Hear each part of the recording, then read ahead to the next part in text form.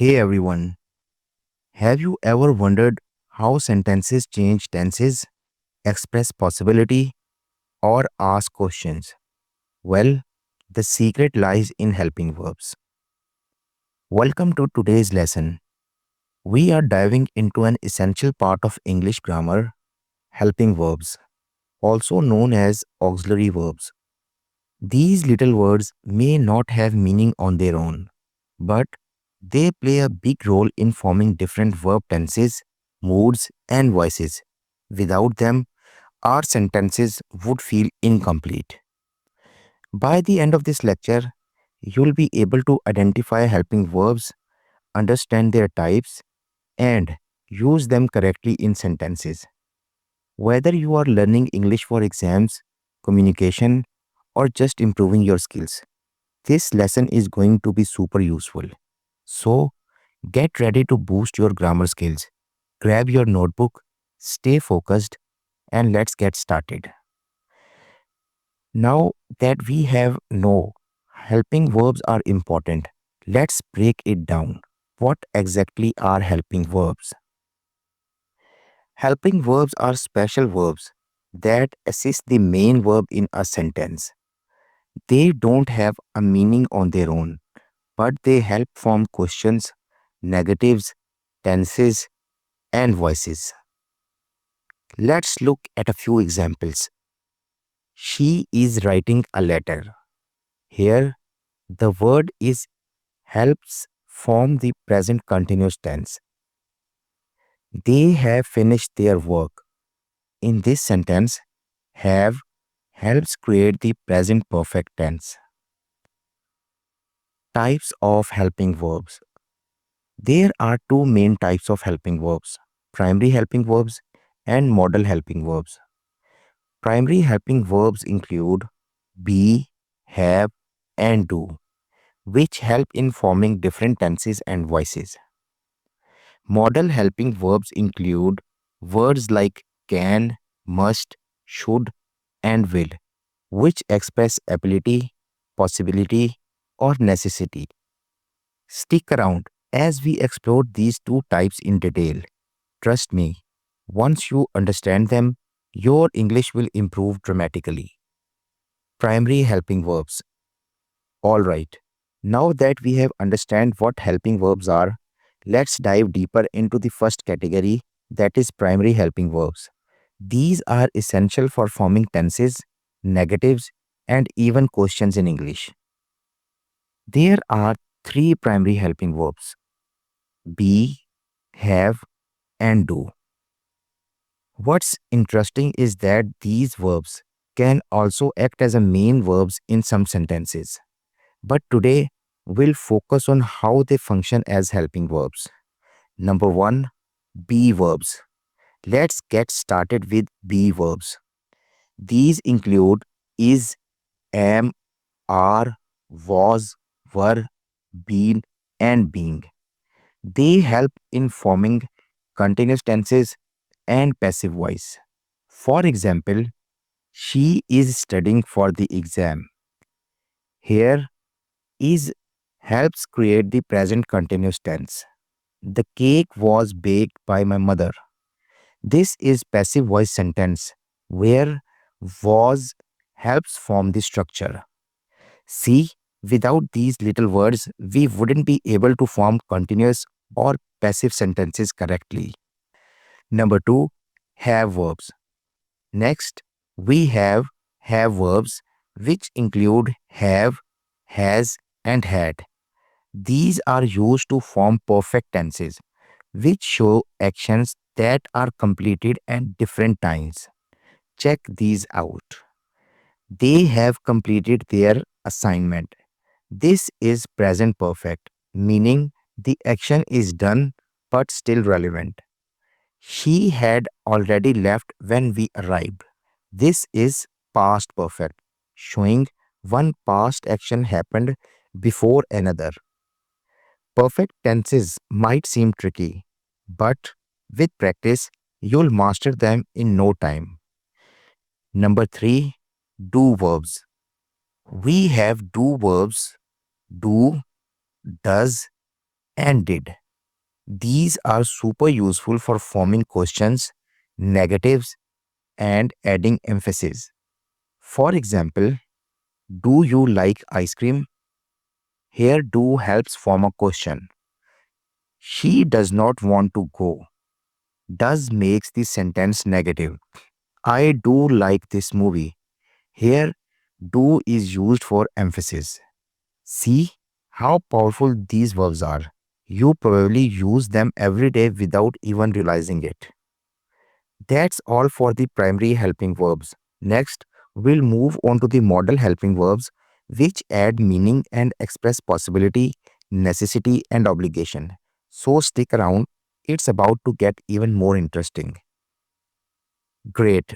Now that we have covered primary helping verbs, it's time to explore the second type, modal helping verbs. These are super useful because they help us express ability, possibility, permission, necessity, and obligation. Unlike primary helping verbs, modal verbs don't change form.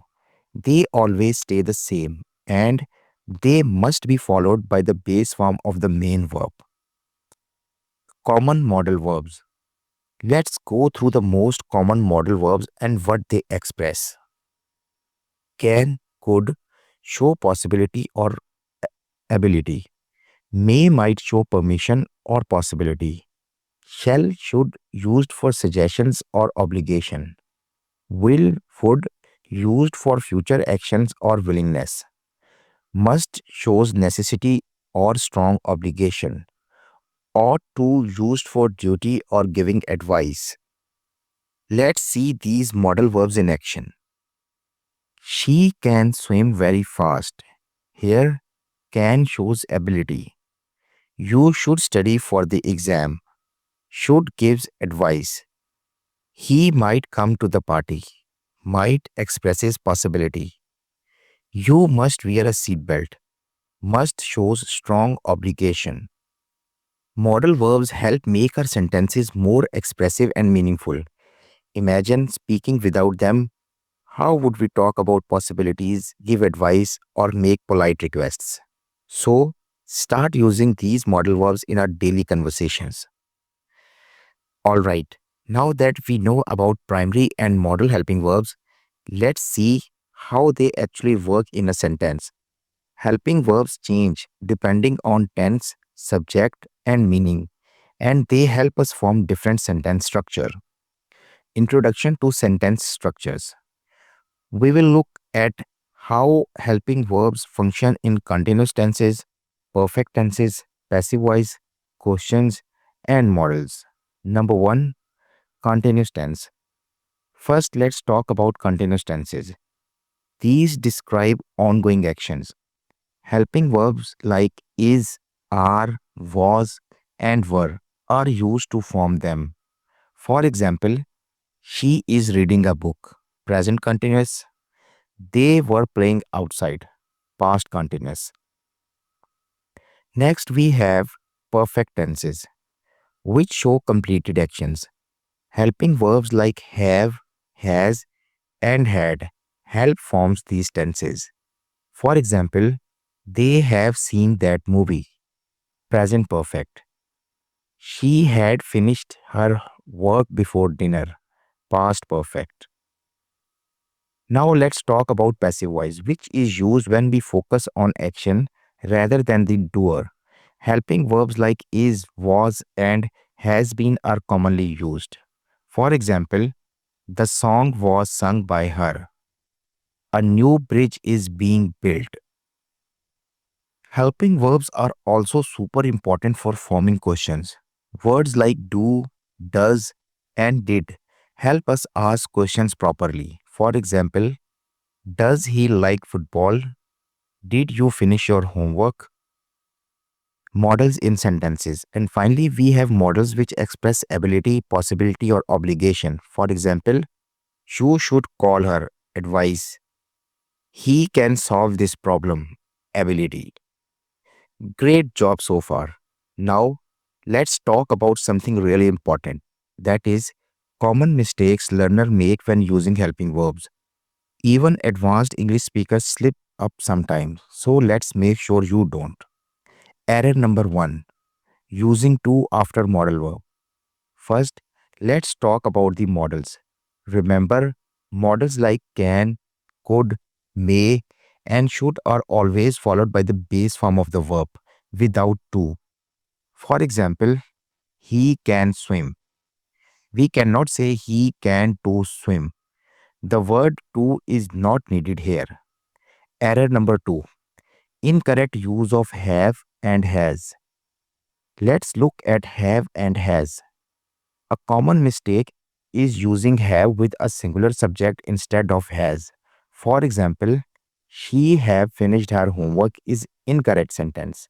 The correct sentence is she has finished her work. Has is used with singular subjects like he, she, and it. So make sure to use it correctly.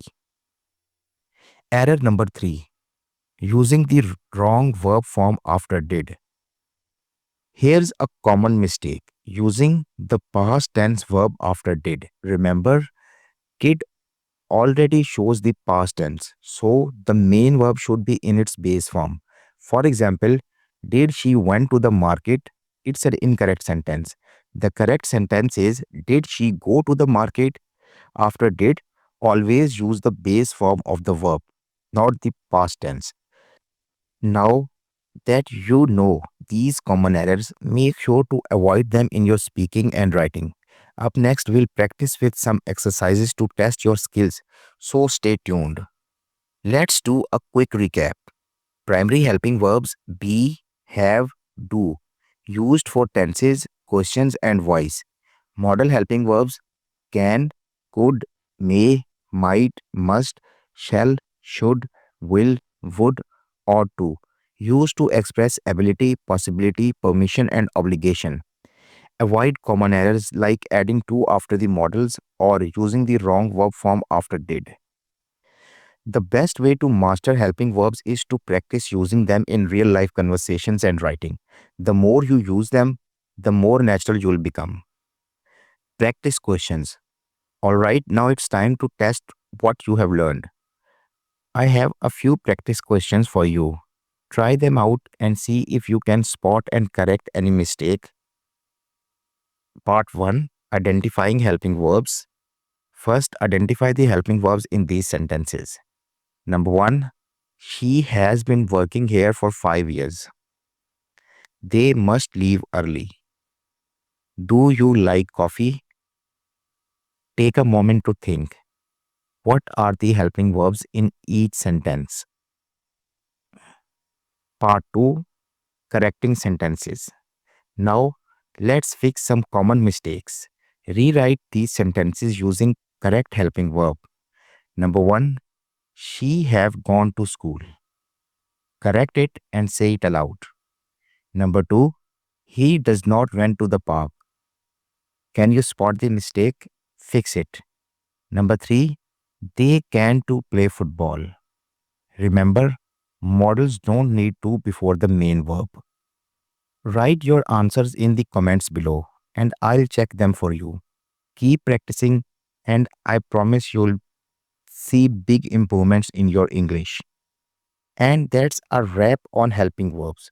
As we have learned, these little words are essential in English grammar. They help us form tenses, ask questions, and express different moods and voices. Do you find this lesson helpful? Let me know in the comments. That's all for today. Don't forget to like, share, and subscribe for more lessons. See you in the next video. Thank you.